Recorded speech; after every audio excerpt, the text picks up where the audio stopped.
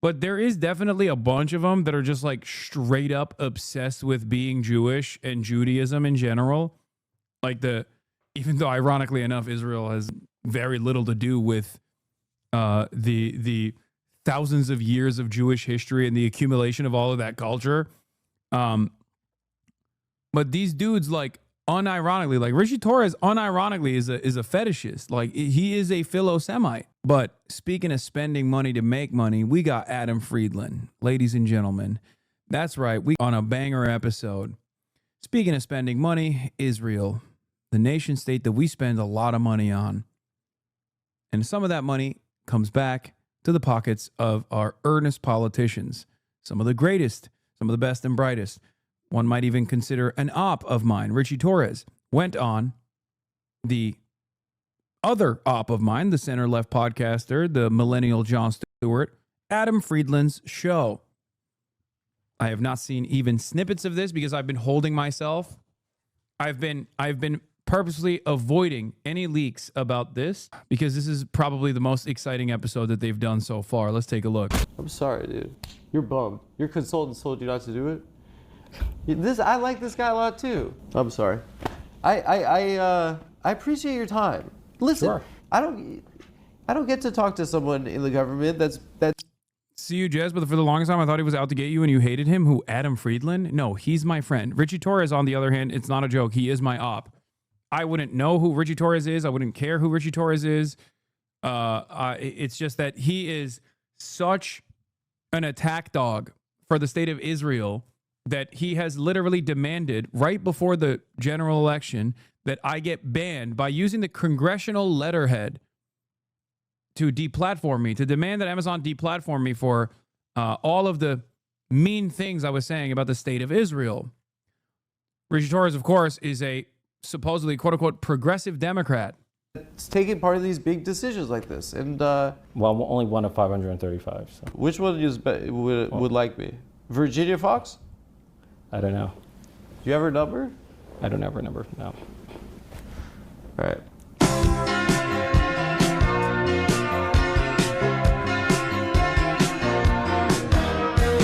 Yeah, poorest district. He is the congressional representative of the poorest district in the United States of America and only tweets about Israel. Think about that.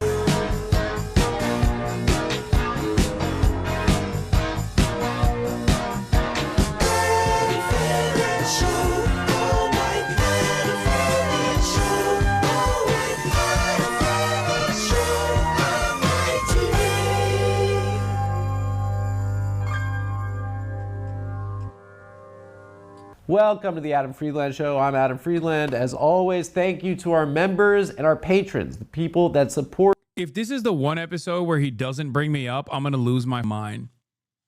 Okay? Because he brings me up every episode, oftentimes next to images of the Holocaust. If this is the one time you aren't mentioned once, are you kidding? Oh my God. That's crazy. You think they're going to mention you? Why wouldn't he? He mentions me to all these random people. This is the one instance where he can mention me to a person that is actually knows who the fuck I am. Our show. If you'd like to support our show, there's a link in the description of this video below to become a member, which gives you early access to all of our episodes. And there's also a link if you prefer to use Patreon in the description as well. And as always, guys, there are 2 additional tiers for those of you who'd like to get your name in the credits. This week, my guest was Ritchie Torres from New York's 15th District in the House of Representatives. I'd heard of Representative Torres, but before I researched for this episode, I'd never heard of his backstory. And frankly, it's kind of inspirational. I mean, he grew up in public housing. Okay, I'm calling him. I'm calling him. Let's see if he picks up. Hello? You're dead to me. You're so Why? dead to me. You brought my skinny legs up to Sarah Jessica Parker, but you couldn't bring up and invoke my name to my #1 op in Congress, Ritchie Torres? You have beef with him? You didn't know I have what? I don't know. Bro, what did happen? Who was producing this episode? Who produced it? Caleb Pitts. Okay, that's probably okay. He And then Noah helped, and then Jacob Plitman also helped. Damn, this is such a dude. He would have flipped. It would have been so amazing. What happened with you and that guy? He's happened? Israel's #1 attack dog. He sent. I know that, but what happened with you? He sent a congressional letterhead to Amazon and Twitch to try to get me banned and deplatformed because he got clips from like Destiny's community about how anti-Semitic I was, like 5 days before the election. Oh, you're on stream, by the way. I forgot to mention, but you probably knew that already. Oh no, well, oh yeah, it's West Coast. It's 4. Yeah. Yeah, 4. Yeah, it was pretty. Yeah. I mean, Good call, people like it? chatters. Did you watch it? I'm 1 minute and 54 seconds in, and I asked my chat Let me know what you think after, dude. I asked my I chat. act like really like I get like really like it's embarrassing. Yeah. But no, I mean like I think it's good. I mean people are giving like saying like really nice things about it. Yeah, I can't wait. I mean, he's a character, so it's Let gonna me know be. what you think. Let me know what you think. Okay. Enjoy All right. it, dude. All right, All right, we'll bye. do. Bye. See, he wants me to immediately react to it. That's why he hung up. Normally, he would take the next 25 minutes to describe something happening in his life. You know, single mother, a minimum wage. You know, he realized he was gay in elementary school. He attempted to take his own life in college, and he came back from a mental health crisis and became a member of the New York City Council and a member of the United States House of Representatives. He's the first gay black man in Congress. I mean, it's kind of like a movie. This is like I don't know what this is. It's kind of like it was unexpected. Representative Torres has been referred to as Israel's loudest advocate in the House of Representatives. And when prior to this interview, I wanted to have a conversation that didn't resemble like a counterpoint, just screaming match like we see online all the time. I wanted to try and get something different. And to be honest with you, when I became emotional, and it fell off the rails, and I wasn't able as an interviewer to get it back on the rails. I mean, there were like multiple topics that we didn't cover at the end. It was frankly, it was exhausting for both of us. I think he's bi. And yeah, it felt like it was a gotcha, and I'm an activist, and this is how this conversation goes nowadays. I never trust a word Adam is saying. Lamau, anti-Semitism, alive and well in this community. Ethan Klein was right. And so while I didn't get what I was initially, looking. Adam's bi? No, man. No, Adam's gay. No, I'm kidding. He's not gay. Ritchie Torres is bisexual, I think. I believe. I kind of still feel like it's important. I stand by what I said. And even if I'm like my voice is high, I think it's important to say what I said in the interview. And so I don't know what it is. I mean, as a review, but I hope all right, bro, get with it. Goddamn. It's going to be a different tone. And ladies and gentlemen, Congressman from New York in the U.S. House of Representatives, so worried? Ritchie Torres. Everyone, make some noise. I can't. Hello. What's going on? Hello. Well, I got two issues. First of all, your district is Yankee Stadium. That's one of your I represent constituents. Yankee Stadium, yeah. And I asked you how the Yanks were, and you were like, I'm not. You didn't. So I love the Yankees, but I'm not a huge baseball fan. You just turned it and I'm off. not going to pretend to be a baseball fan. What about the zoo? I love the Bronx Zoo. Okay. Botanical Gardens. Do you consider the animals your constituents? I consider the Bronx Zoo indistinguishable from the United States Congress, yeah. Oh. Does that crush in, like, if you say it to another guy in Congress? It crushes nowhere because if I had any comedic talent, I probably wouldn't be in Congress. What do you mean? Yeah. You want to be a Wait, he actually gets. Does Richie get emotional or does Adam get emotional? Stand-up But when I comedian? was a kid, I was a fan, not of baseball, but professional wrestling. Really? Yeah, I was a Oh, huge we're the same age. fan of Attitude The Rock. Era. The Attitude Era. Oh So my I started God. watching in 1998. We had it so Stone Cold good Steve at the Austin, time. The Rock. I thought that was the golden age. Mankind. Mankind. So Yeah. was I. Yeah. Yeah. That we were And I watching did Raw. a huge Rock impersonation when I was a kid. Like I used to. I knew of you as a congressman, but Yeah. I didn't know your backstory. And I mean, goddamn, wow. I mean, it's an incredibly inspirational story that you and have. unlike George Santos, I have a true story. That's your Yeah. op. That's I the have enemy. no OnlyFans account, but I do have a actual Did he have an biography. OnlyFans? Oh yeah. In Congress. I'm not sure if he had it, but certainly it was generating income. He for him would have been after. the first. I mean, Who knows? I mean, I'm not He would have closely. been the first I'm not member of closely Congress. following the OnlyFans accounts of every it member of sounds like you Congress. can't stand this guy. No, just No. you know, just I want to. Do you miss him? He was pretty funny. You know, he was endless source of comedic enjoyment. Yeah. His tweet right before jail was amazing. Yeah. He's like, the curtain closes, like Yeah. she walks off stage. He was a real ham, George. Yeah. He Yeah. was But he was a complete fraud, right? total fraud. Yeah. Yeah. Because he bought like Birkin bags with campaign funds. And also, he fabricated every aspect of his biography. It was not like he told one lie here or there. It was like the whole story was a complete fabrication. I feel like in this day and age, that's kind of like that's in play. I feel like you could do it.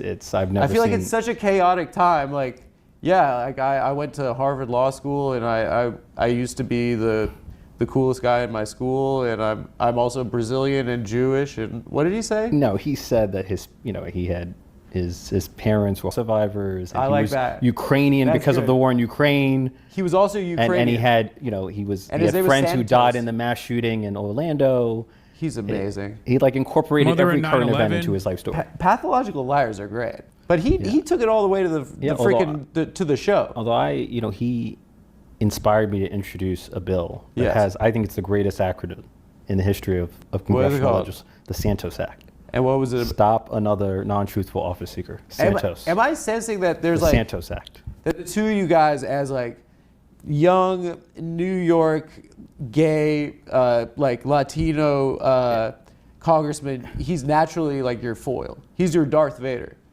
Let's assume like after he was expelled from Congress, Yeah. I became the most prominent Jewish gay Latino congressman from New York. How's that? You're Jewish? No, I'm Jewish. You're Jewish. I'm lying. Oh, Joking. come on. I wouldn't wish this upon my greatest enemy. You don't want any part of this, my friend. You never heard this comment? He's Jewish, not Jewish? Yeah, I've heard a lot of Yeah. people say that, but you don't. I'm just No, but telling he you- invented the term.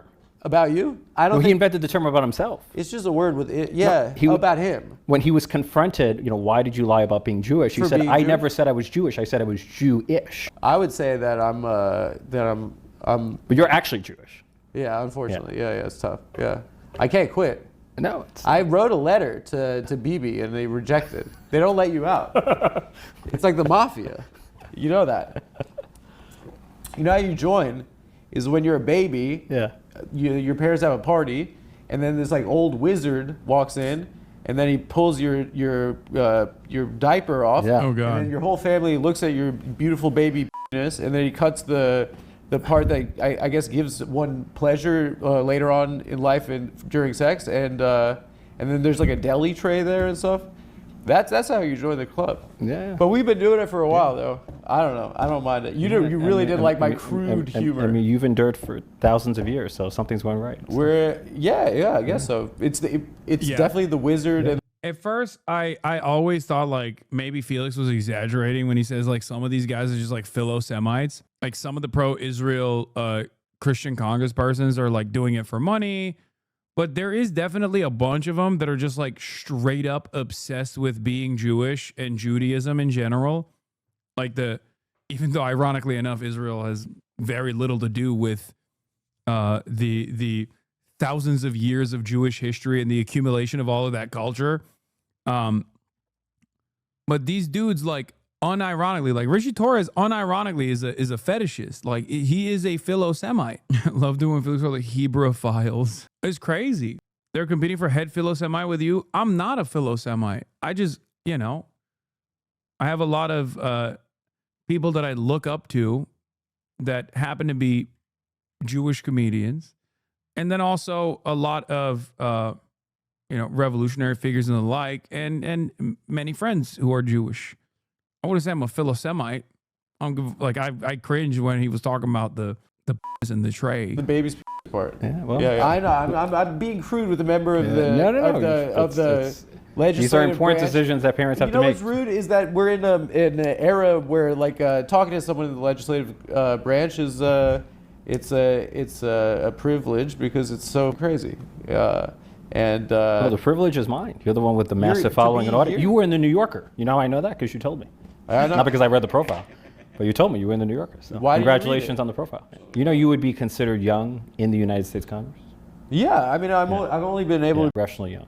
congressionally young. And congressionally attractive, just in case you're disappointed. That gets some action. Is it a plus? It's It not has to clear. be. It's not clear. It has to be. I mean, I work 7 days a week, so that has a crowding out effect. But Yeah, and you're with the worst people on earth. well, What are you doing to yourself? It must be tough. yeah. One of my colleagues said to me that Congress is the best university in the world, Really? and because you just have access to some of the brightest minds, you can learn a tremendous amount. They're the smartest guys. Some of the, yeah. Yeah. We certainly have access to It's like some the of Sorbonne or something. Yeah. In Congress. How boring is it like to be in the government sometimes? What's the most boring part of it? I mean, I love it. Dude, Ritchie Torres is such a soulless husk. Like the first 10 minutes are supposed to be before it falls apart. It's supposed to be the most like personable you're supposed to be. And I don't know, I'm biased. That I'm going to admit that. Okay? I despise him. So maybe that's the reason why I'm not reading what he's trying to put out. But it just feels like he is a robotic individual. Like it just comes across like he's going through the motions of like what a human being that picked up a copy of like How to Win Friends and Influence People and like downloaded it, like what they're supposed to do. Yeah, Anthony Weiner was more personable and he's a pedophile. Like, how is this possible? You love it? Because of the variety. You I like feel like- I feel like- parliamentary procedure Well, and I, stuff f- like I that? feel like no position has more variety than a House member, because one day you get to be local, state, national, and international at the same time. So one day I'm receiving a complaint about a pothole on Fordham Road, or pressuring the mayor to crack down on an open-air drug market in the South Bronx. And the what next do you day, do in Congress about that? and then the next day I'm receiving like a briefing from the CIA about rising tensions between the United States and China. So what do you do about the pothole in D.C. though? I'm just sorry. I mean, I'm I confused. use my platform to pressure the mayor to solve problems, or the Oh, governor. Adams. Yeah. Can I guess who you were in school growing up? Sure. You were like were you student government? No, not student government. You were like a debate club or I was the captain of the law team. law team. Oh, so you wanted to be a lawyer? Yeah, I had dreams of becoming either a lawyer or a teacher. So you did mock trial, right? I did moot court Moot and mock court. trial, but I was like a master moot court. And what did you like? You liked like the Atticus Finch style, like closing argument. So that was mock trial. Yeah. But moot court is modeled after the Supreme Court or an appellate court. So you deliver an argument before a panel of judges who so interrupt you like the you one with worse questions. speeches. The one that's less No, because it teaches you to think cinematic. on your feet. Yeah, it's less theatrical. But that was your prep for the game. Yeah. You went to the It show. was the first time when I discovered I had a talent for public speaking, or I thought I had a talent for talking. Early on, you grew up in a single mother home. You have a twin brother? Twin brother. Identical? Yeah, he's biologically older. I'm temperamentally older. Identical or no? Fraternal. We're fake Fraternal. twins. That's all right.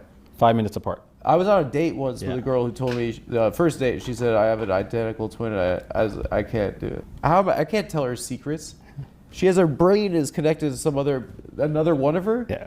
You can't trust these people. It's funny, when I was a kid, That's a prejudice of mine. people would ask me, "Where's your brother?" I'm like, "We're fraternal twins, not Siamese twins." Yeah. Like, I don't know his whereabouts at every moment. So But you're good at DC, right? I'm learning DC. You're still learning. Yeah, of course. I've only been there for 3 terms. It's the most complicated legislature on earth. No one's going to master it in 3 terms. I think the problem with DC is not that it's corrupt. The problem with DC is that it's stupid. There's just so much absurdity in DC. I thought you said it's the smartest place in the world. Or you have access to some of the brightest minds. So, like, if you want to learn more about artificial intelligence or quantum computing or energy, you can reach out to some of the best minds. Yeah. You And can you call can- any you CEO right now. Not every, but Call Zuck right now. people generally will take your call. I'm not Yeah. calling him now, so You not? I don't know. I don't know Your him, boys so. is Zuck. I You don't said know. I'm not calling him now. You have his number. Well, I don't know.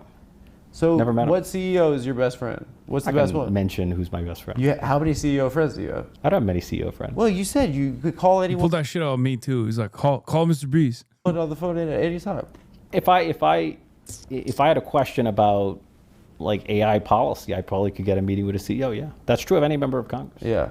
Did you grow up in the district you represent? My father's from Mott Haven. I'm from Throgs Neck Houses. So I grew up in a public housing development in Throgs Neck Houses, right across the street from what was formerly Trump Golf Course. Yeah. And I kid you not, as the golf course was undergoing construction, it unleashed a skunk infestation. So I tell On people the project? I tell people I've been smelling the stench of Donald Trump long before he became president. But Good one. It was But beyond that, infested with that's- skunks. What's so like? You grew up in New York City, so Born and raised in the Bronx. our president is an outer borough New Yorker, effectively. Yeah, from Queens. Yeah. Right. He wants to present that he's like Mr. like Goldman Sachs, but really he's a New York City real estate guy. Yeah. Is that correct? He was never respected in the real estate industry. He was known to like rip off his contractors, and he was seen as a joke within the industry. Yeah. He figured out that if you keep someone in a lawsuit long he was enough, more you don't have to pay them. he was more known for his self-promotion and marketing Yeah. than he was for his actual effectiveness in real estate. Yeah. Have you ever? What have your interactions been with the president? No interactions. You've never met him. Have no desire to meet him. Let's practice it right now. Feel like he's the I'm worst Trump. person on earth. You don't want to meet him once? You're in the government though. You got to meet the president. He's the devil. He's the devil? Yeah. You got to have a good burn for the president. Let's practice. I'm Okay. Trump. What's up? I'm Trump. Nice to meet you. Yeah. That's your no. You just bombed. You So can't what should sit I do? there like that with some weird smile. I'm like gonna that. shake Donald Trump's hand. Yeah, you have to say like you're doing like the Holocaust right now in this country. Like you have to say like you're ruining this country right now. Like seriously, why don't you say something like that? You're an asshole. You've sent the Marines Okay. into. Okay. Well, we'll practice. Okay. Okay, go ahead. Okay. Let's get it. Come on, dude. Mr. President, Yeah. how are you? He's so soulless, bro. It's crazy. I'm looking for. Hopefully, you can release those files. The Epstein? That's your no. Come on, dude. First of all, you guys already lost on Epstein. You think we lost on Epstein? You guys He's lost in the- on He's Epstein. obviously in the files. Well, half of the files is your guys too, Yeah. right? Yeah, so but he's in you the- but half the files is your guys too. So that's why you guys didn't I mean, do this. My years ago. view is release the files and let the dice fall where they may. You guys lost on Epstein. Why do we lose? His crappy excuse, like everyone, his whole base doesn't really care. Yeah, they moved on. What we found is that they actually don't care. Yeah. MAGA didn't really care. Yeah. Yeah. You guys really are having a rough one right now. I think. What's your advice for us? I don't know. I mean, you're one of the guys. So, I'll tell you. Yeah. He did say the files weren't real initially and then quickly turned around and said, no, never mind, they are real. There was a weird moment there where he was like running defense for Israel. What I'm seeing. Yeah, Right. please tell me that. I really wanted to give you your whole story about where. You want me to tell my story? No, because I want to talk about this. But, Okay. You clearly don't want to hear my stories. I've been trying to toss it to your story, which is that's a Yeah. Hallmark movie. We'd open this up like this guy's. You're the first black gay guy to be in the government. Gay man to be in the government.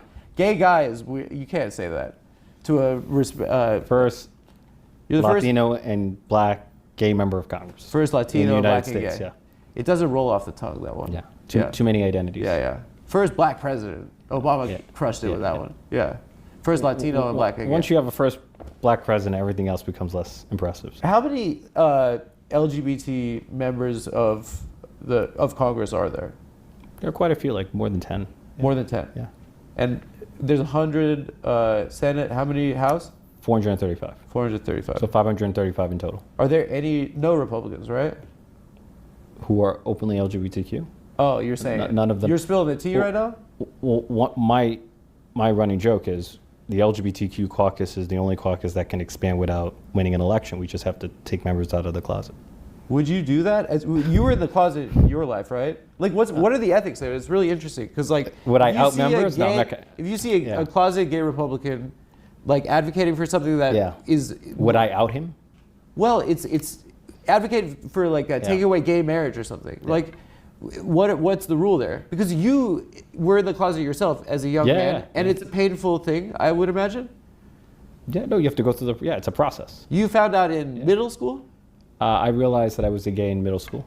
When was I it? first- Titanic, Leo DiCaprio? No. No, I didn't realize at all when I It's saw not he was Leonardo cute. DiCaprio. Wait, what? How was it? What was it? I forget exactly how I realized, but You forgot? No, you don't forget. You gotta have a better story. You're a politician. Titanic, Leonardo DiCaprio. I'm not often asked about my coming out story And in so the then- Bronx, so. Why not? It's an interesting story, Yeah. right? And like you're Puerto Rican. You were afraid of experiencing homophobia in your community, or Yeah, I grew up in the projects, so it's a machismo Yeah. environment. And what about in your family? Was there like, when did you come out to them? 16. 16. Yeah. And was that when you came out? No, then I came out gradually over time, and then when I ran for office when I was 24, I decided to be out to everyone, to run as an openly LGBTQ candidate.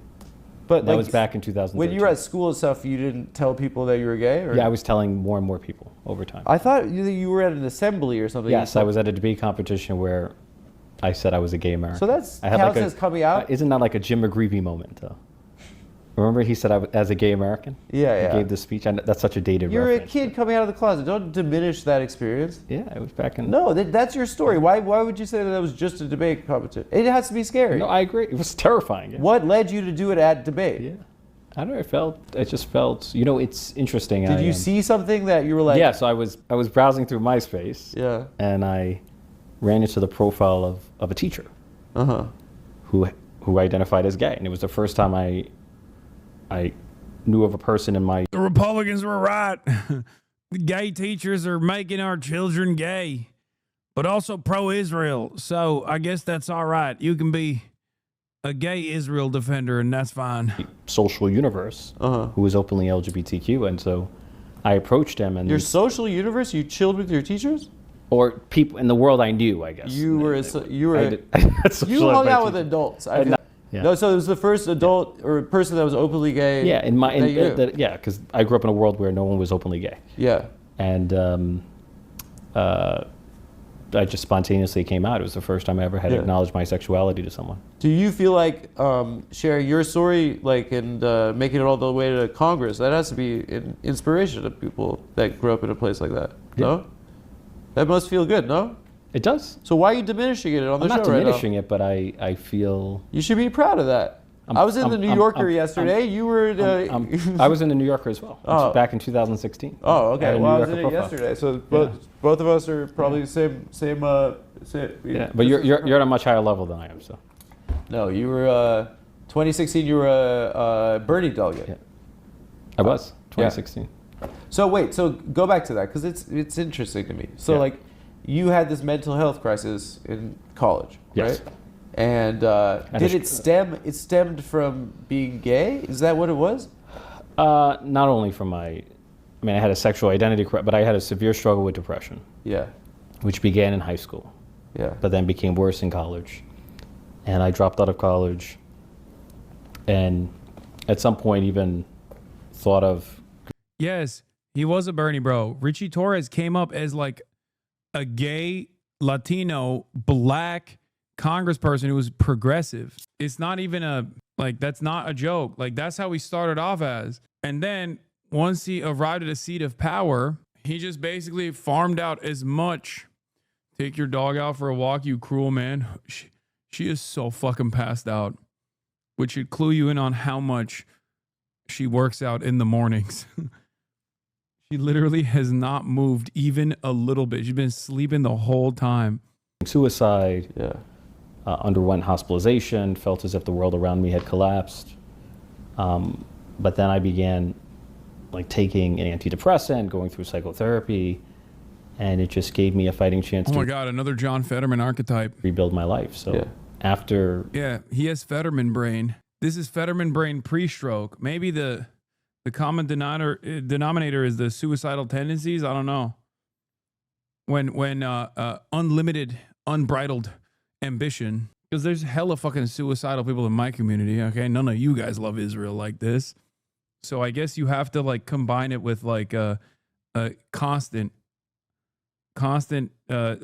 power grabs. A few years of hospitalization, I rebuilt my life and became the youngest elected official in America's largest city. I ran for the council, and then ultimately ran for the United States Congress, and here I am. And it was a few years that you were going through that. Yeah. And what did you do once you got out? How did you restart your life? Well, instead of going back to school, I went into politics. So I was a housing organizer. You went straight into politics for that? I was a housing organizer for New York City Council ever, and then I ran for public office myself. I would have moved to France or something. No, I couldn't afford to. I couldn't afford to move to France. Yeah, I grew up poor. You could figure it out. Yeah. You get a ticket. You get to France. I don't know. You busk. Do you know guitar? No. You get a guitar, put the I don't know, obviously to run for office, there you have to have a call to public service. Yeah. You guys all say that, but like you have to have an ambition, like as well, right? There has to be part of it, right? Like I want to do. I think an ambition to make a difference. Yeah, but you want to be. achieve. I want to be the president of the United States. You know, come No, on. I have no desire to be president.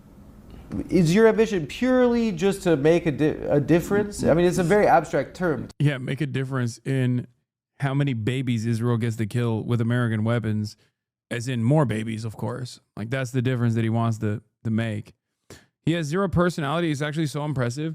Yeah, when I see stuff like this, I actually think maybe it's not so hard to be a congressperson.